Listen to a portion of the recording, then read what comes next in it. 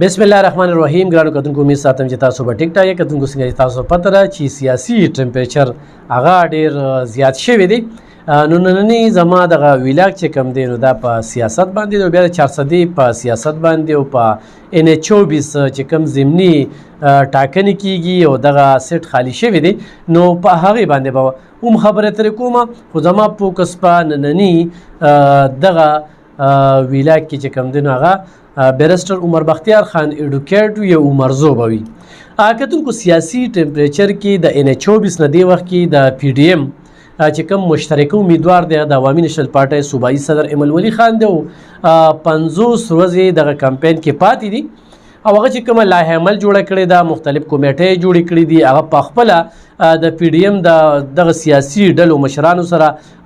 ملاویږي. خو هغه د 400 کې دي او هغه پښتونخوا کې دي که څونه لیډرشپ دی نو هغوی سره دغه د ملاوېدو سلسله او ځای په ځای چې کوم دی نو جلسې خو هم روانې کړي دي، کاردن میټینګونه خو هم روان دي. په دغه کې د جماعت اسلامي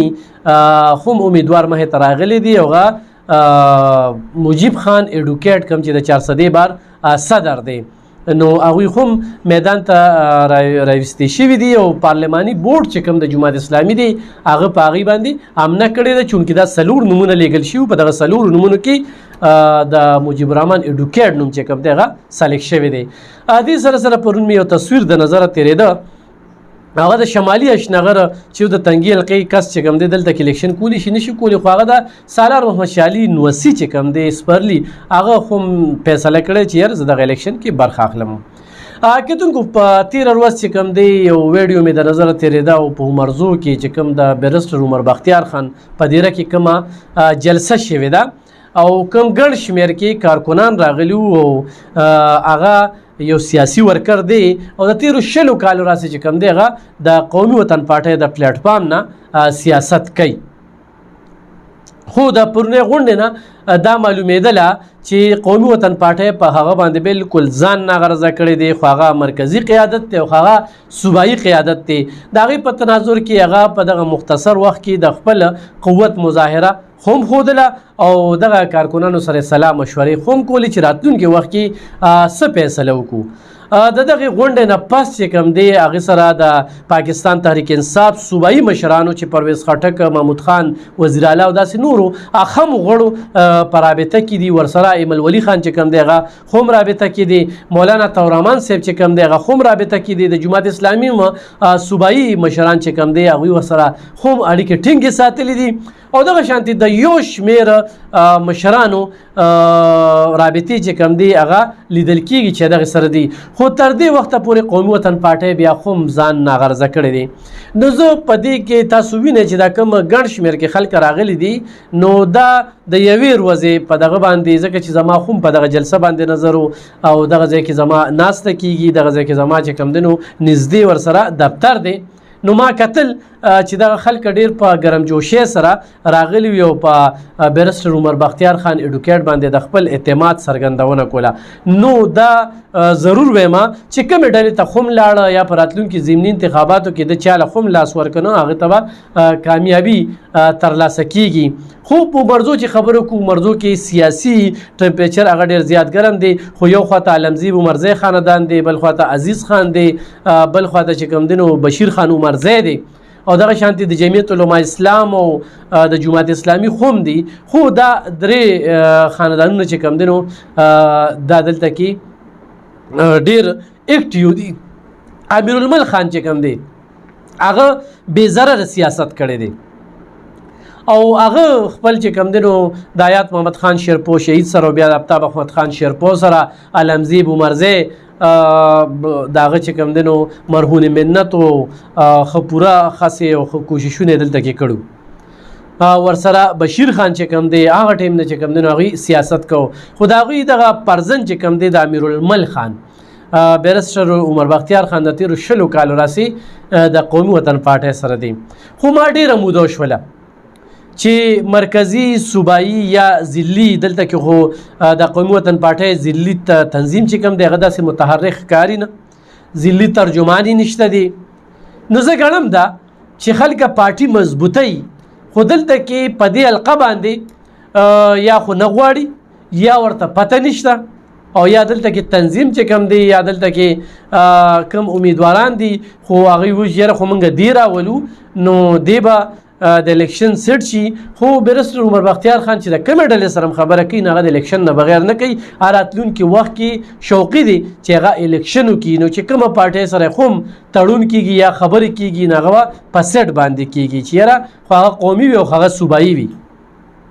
نو تر دې وخته پورې خو چېرې قومي وطن پارټۍ دې رضاک د سره ناستې وکړو دې په دې ځای باندې پاتې شو نو دا د قومي وطن پارټۍ لپاره یو ډېره لویه ګټه ده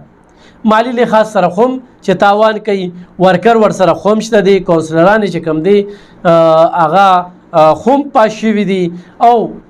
اثر رسوخ خو شته دي او بل خلور دی سپیکر دی باس کولی شي په هره موضوع باندې مذهبي سکالر خو دی په سیاسي لحاظ سره خو ډېر زیات اثر رسوخ لري او د سیاست نه مو بل اصل کې بیانیه ده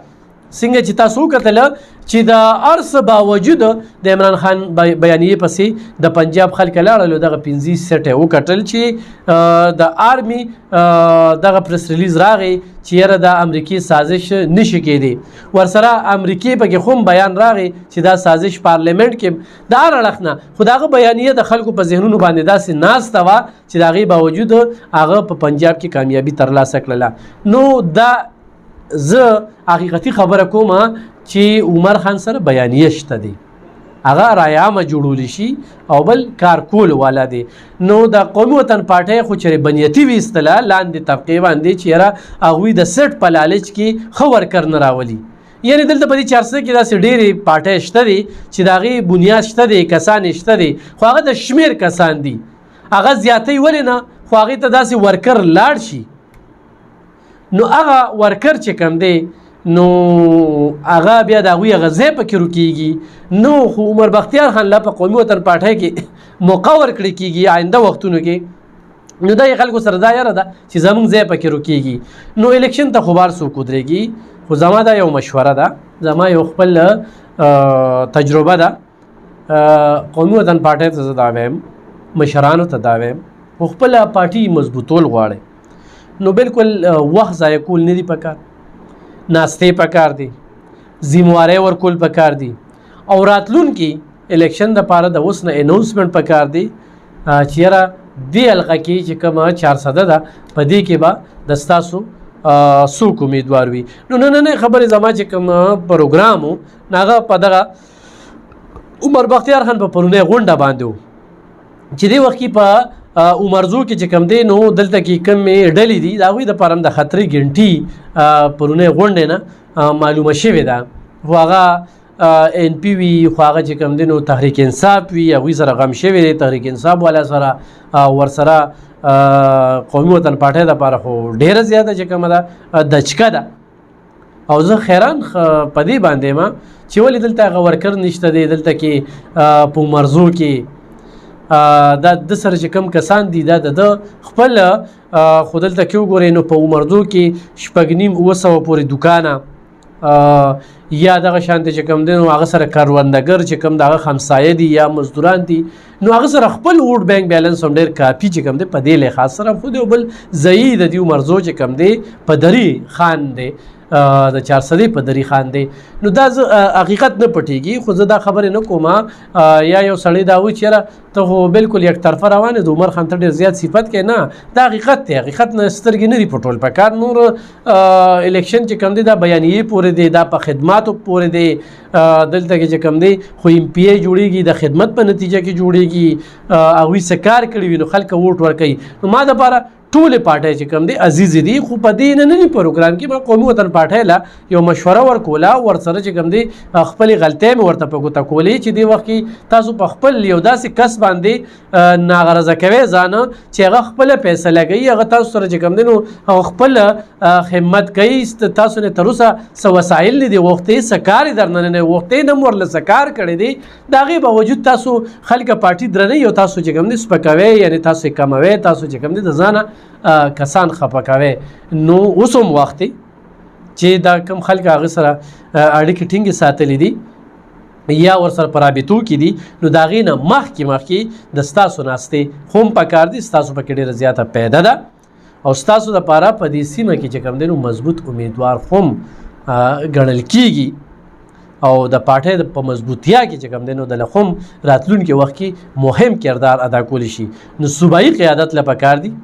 چې د خپلې پارټۍ سره په حقیقي معنو کې مخلصه شي او دلته کې تنظیم فعال کړي او دلته کې داسې قسمه خلکه نه خفه کوي او خو ضلع کې د پارټۍ سره مخلصه کسان وي نو موقع دې نه ضایع کوي او دغه خپل کار دی چې کوم دی خپله مخلصي دي د پارټۍ سره وښیي. او زه د قومي وطن پارټۍ مرکزي قیادت ته هم دا وایم چې دلته کې دې وخت کې په ضلع 400 کې د ستاسو سرګرمۍ چې کوم دی په تحصیل تنګي کې به اگر چې وي خو په تحصیل 400 کې په نظر نه راځي.